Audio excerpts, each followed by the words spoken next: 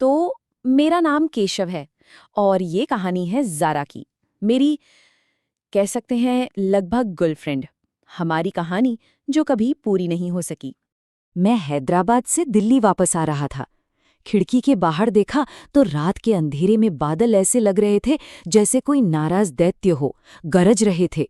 नींद तो कोसों दूर थी, क्योंकि मेरा दिमाग वो तो अतीत की उन्हीं गलियों में भटक रहा था।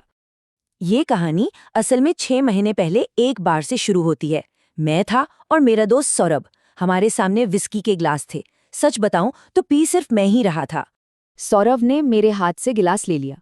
बोला, बस कर भाई, तूने वादा किया था। मैंने तो कह दिया कि मुझे हवा चाहिए, पर वो सब जानता था।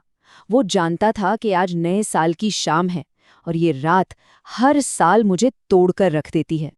मैं थोड़ा लड़खड़ाया तो सौरभ ने मुझे पकड़ लिया। उसने कहा, हाँ मुझे पता है, तू ये कहानी हजारों बार सुना चुका है।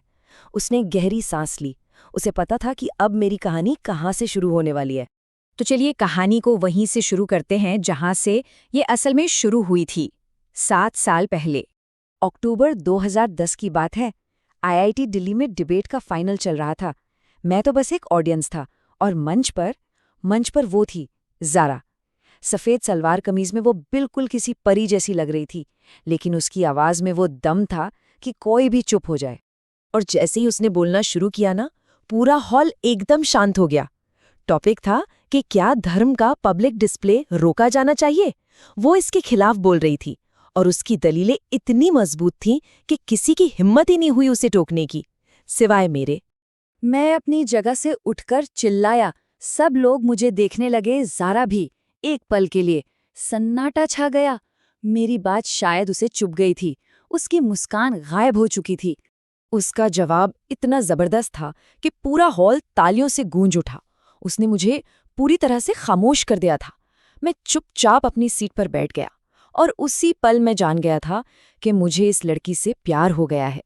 जाहिर सी बात है, डिबेट तो वही जीती। इवेंट खत्म होने के बाद जब वो अपनी ट्रॉफी लेकर जा रही थी, मैंने उसे रोक लिया। मैंने कहा, हाय, बहुत अच्छा बोली तुम। उसने मुझे देखकर एक छोटी सी स्माइल दी।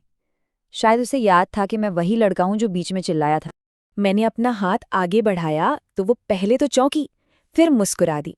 उस रात हमने साथ में डिनर किया, नंबर एक्सचेंज हुए और बस यहीं से हमारी कहानी शुरू हुई थी। एक ऐसी कहानी जिसे कभी पूरा होना ही नहीं था। वक्त आगे बढ़ा। 4 साल गुजर गए। हमारा ब्रेकअप हो चुका था, लेकिन मैं उसे भूल नहीं पाया था। और फिर वो रात आई, न्यू ईयर्स ईव। मुझे पता था कि वो एक पार्टी में है। ब्रेकअप हुए 6 महीने हो चुके थे, लेकिन मैं उसे बार बार कॉल किए जा रहा था।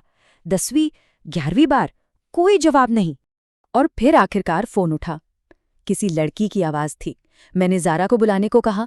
पीछे पार्टी का शोर आ रहा था और मैं बस इंतज़ार कर रहा था। और फिर उसकी आवाज़ आई, एकदम ठंडी, बहुत दूर। ऐसा लगा जैसे वो किसी अजनबी से बात कर रही हो।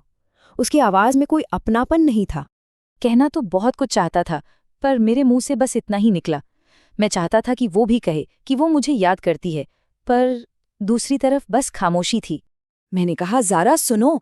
मैं उससे बस 1 मिनट की भीख मांगना चाहता था, पर वो सुनने को तैयार ही नहीं थी।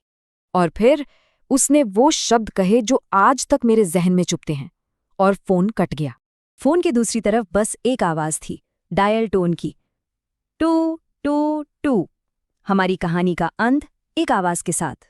कहानी खत्म हो गई थी। हम वापस उसी बार में थे। सौरभ बस मुझे देख रहा था। मेरे गालों पर आंसू थे। मैंने अपनी विस्की खत्म की।